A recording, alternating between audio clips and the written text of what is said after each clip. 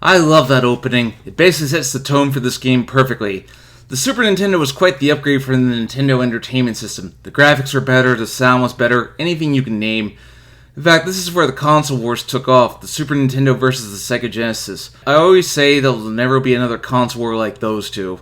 Super Castlevania 4 was billed as back-to-basics approach. Everything about it was the same. It was the same plot as the original game. Simon Belmont was the protagonist. Everything about the game felt like it was a remake of Castlevania 1, and for many it's considered one of the best Castlevania games ever made. Angry video game nerds' favorite, actually. The localization of the game is strange, because while it still details the usual plot of Dracula coming back from the dead, the manual implies that this is the third time Simon fights Dracula, as the best ending of Castlevania 2 does hint that Dracula comes back from the dead. However, the current story is that this game is simply a retelling of Castlevania 1. So taking place 100 years after Christopher Belmont felled Dracula, the Dark Lord has risen from his grave once again. Now it is time for Simon Belmont, descendant of Trevor and Christopher, to take up the whip and prove his mettle against Dracula's forces and free the people from his wrath.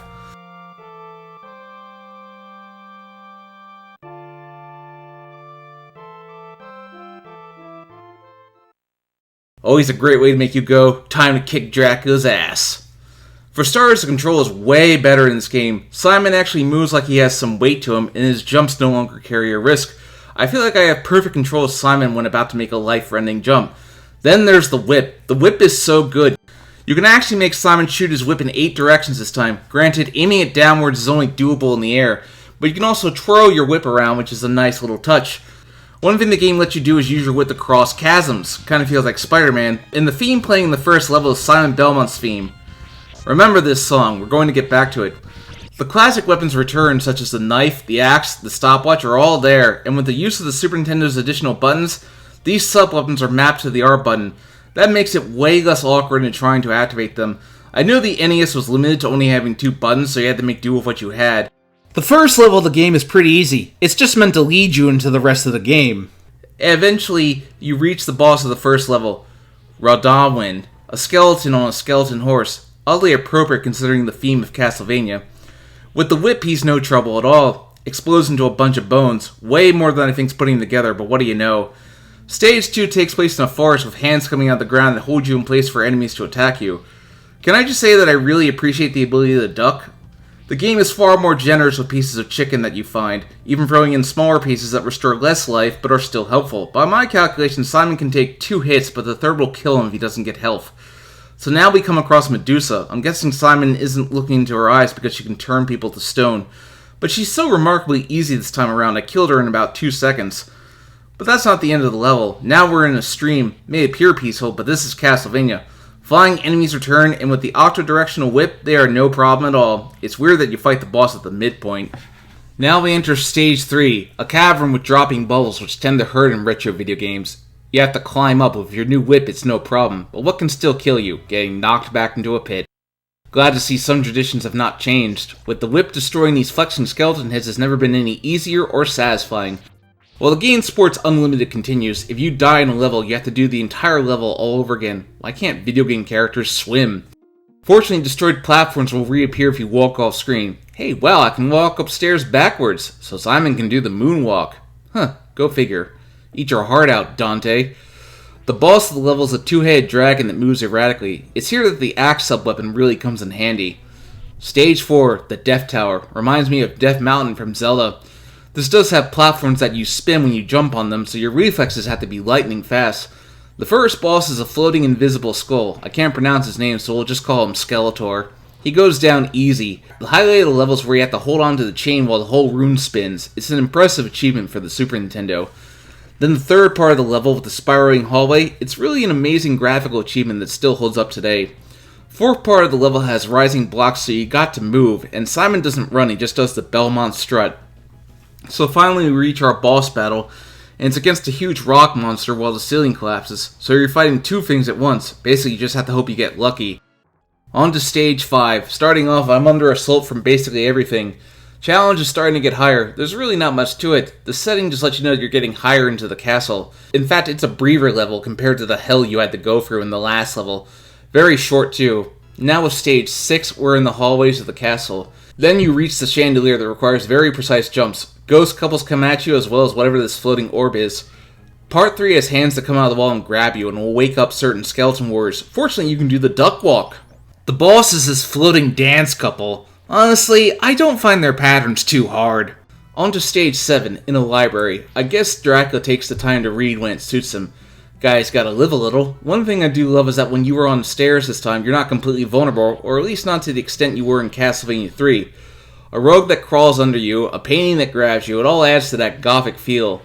The boss is a huge armored knight wielding an axe, and this is very hard to position because Simon's on a platform. Basically, what I did was kept moving until I finally wore him down. Stage 8. Well, Simon falls into the next stage, but he's perfectly fine because Belmonts don't break their limbs, but he's instantly killed by spikes. Typical. But the green jello doesn't instantly sink you, so you can jump out. The boss is Frankenstein's monster. I like to just stand on the platform and hit in the face with your whip. You can't dodge any of his attacks, but honestly, it shouldn't be too hard to take him down. On to stage 9, spirits are rising. The night is getting restless. The music is getting more intense. You just know you're near the end. The boss is this bat that drops gunk off. Honestly, it just feels like a breather because then the staircase comes down and you just know you're in the end game. Stage 8, we're not numbering them anymore. The clock gears spin. You face countless obstacles as you climb up. It's here that the cross really comes in handy. The boss battle against this mummy is really annoying. You just gotta hope that you outlast him in damage. I found using the whip dangle when he was on the lower ledge to be really effective. Well, now that he's done, on to stage B. You're climbing down. You get the sense that you are getting close to Dracula, but he's got some tricks up his sleeve still. This is where the game throws at you collapsing stairways as you have to climb up because if you don't, you are a dead man. Finally, you reach the top and the music gets intense.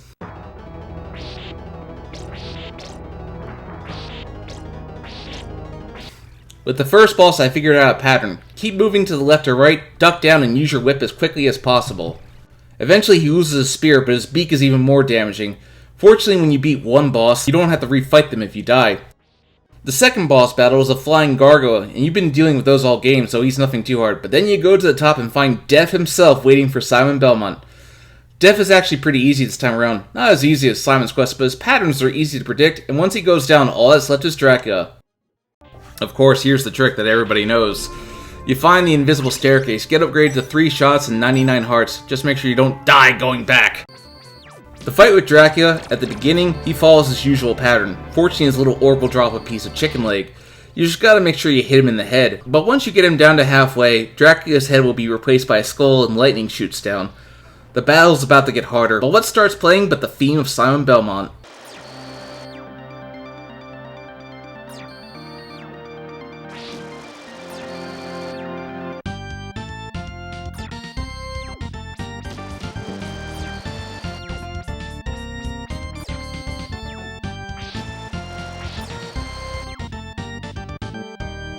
Your hands start to sweat, but this is it. This is the moment you've been waiting for. Take control now and fulfill your destiny. And with that, you've beaten the game.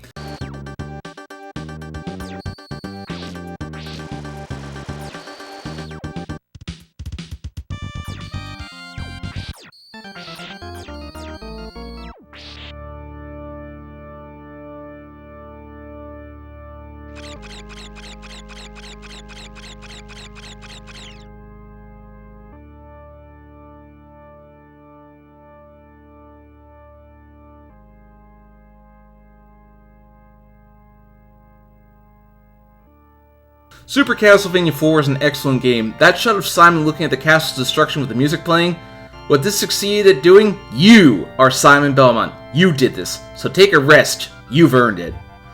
Thanks for watching. If you liked this video, please hit that bell, like, and subscribe button. If you want updates, follow me on Twitter, join my Discord, or follow me on Twitch, where provided in the description below. See you next time.